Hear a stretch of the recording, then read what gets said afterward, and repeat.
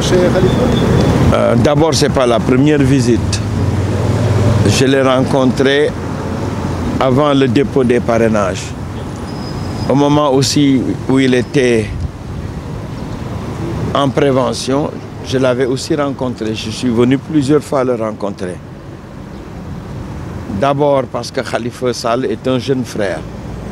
Nous avons toujours entretenu des relations fraternelles très fortes. Elles le sont toujours.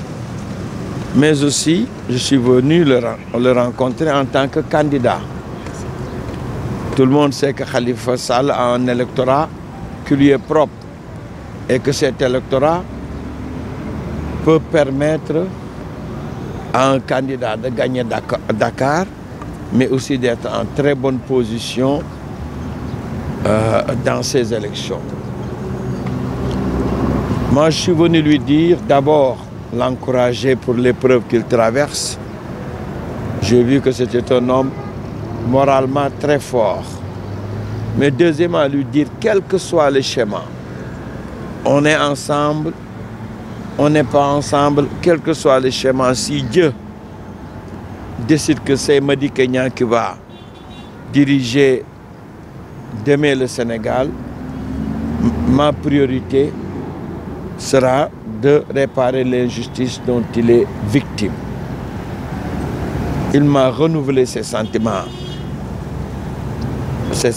fraternels, m'a félicité pour avoir été retenu parmi les 5 candidats et m'a manifesté ses sentiments d'affection. Il m'a dit qu'il me reviendra dans les prochains jours, assez rapidement. Donc je suis à son écoute. Mais le véritable motif de ma démarche, c'était vraiment de venir lui dire, quel que soit le schéma, on est ensemble, on n'est pas ensemble, je réparerai, Inch'Allah, si Dieu décide que c'est moi, je réparerai l'injustice dont il est victime. Je l'ai dit et répété.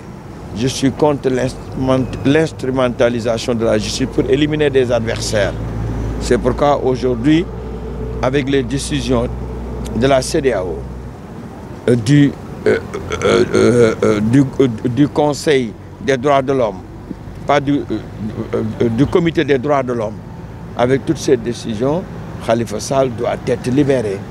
Et si Dieu me permet d'être élu, ça fait partie des premières mesures que je prendrai. Oui, mais maître d'autres candidats également ont visité Khalifa Sall. Oui, beaucoup de gens sont venus. D'abord, j'ai vu des proches de candidats. J'ai vu des candidats eux-mêmes. Quand je partais, quand j'arrivais, je pense que Idriss était en train de partir. Sonko est à l'intérieur. C'est tout à fait normal qu'on sollicite son soutien. Parce que Khalifa Sall représente beaucoup au niveau des Sénégalais. C'est normal que nous venions soutenir, rechercher son soutien. Mais c'est à lui de décider. Mais en tout cas, qu'il soit avec moi ou qu'il ne le soit pas, il m'a manifesté d'abord ses sentiments d'affection, de fierté, et que moi aussi je lui ai garanti que quoi qu'il en soit, si Dieu décide que c'est moi, je réparerai l'injustice dont il est victime. Est-ce que vous travaillez dans ce sens? Oui, moi je suis dans le C25 et je suis impliqué dans toutes les consultations qui ont cours au niveau du C25. Maintenant, nous avons compris que la bataille, certes, il faut continuer à exiger que les conditions de transparence de l'élection soient réunies. Il faut continuer à dénoncer ce qui a été fait au niveau du Conseil constitutionnel, mais la bataille, c'est aussi de nous préparer à amener Macky Sall au minimum au deuxième tour. Si on ne peut pas le battre au premier tour, à l'amener au deuxième tour et à le faire partir. Ça va être un raccourci. Il peut partir dans un mois, il peut partir dans maximum 2 mois, parce que dans 2 mois, ce sera un deuxième tour. Dans un mois, ce sera au premier tour. Ça tout le monde l'a compris. Je voudrais vraiment vous dire, personne dans l'opposition ne parle plus de boycott. En tout cas, ceux avec qui j'ai discuté, personne ne parle de boycott. Donc tous disent qu'il faut aller aux élections, faire de sorte que le camp du changement que nous sommes, c'est-à-dire les 4 candidats de l'opposition, que nous puissions réunir le maximum de suffrages et amener soit battre Macky Sall au premier tour ou l'amener au deuxième tour. Est-ce qu'on vous attend un règlement de la part des membres du PDS parce que le candidat est actualisé? Non, non, vous savez, j'ai assez parlé du PDS. Maintenant, j'ai décidé de laisser les gens avec leur conscience. Moi, j'ai fait ce que j'avais à faire. J'ai dit ce que j'avais à dire. Maintenant, je laisse les gens avec leur conscience. Tout en vous disant, je suis un croyant. Je suis un croyant. Je sais que le pouvoir ne se donne pas ici, mais il se donne par la grâce du Tout-Puissant. Je laisse tout entre les mains du Tout-Puissant et je continuerai mon chemin. Parce que personne ne peut me dévier de mon chemin. C'est par le courage que je suis, c'est par le courage et l'abnégation que je suis arrivé à ce niveau. Je continuerai avec les mêmes exigences de courage et d'abnégation pour pouvoir gagner ou être au deuxième tour. En cas de deuxième tour, quelle sera la stratégie de Madické pour soutenir le candidat en cas de deuxième tour? Mais c'est clair, moi-même je fais partie de ceux qui ont demandé à ce que nous signions un protocole. Je peux vous l'annoncer, un protocole qui va engager tous les 4 candidats du camp du changement.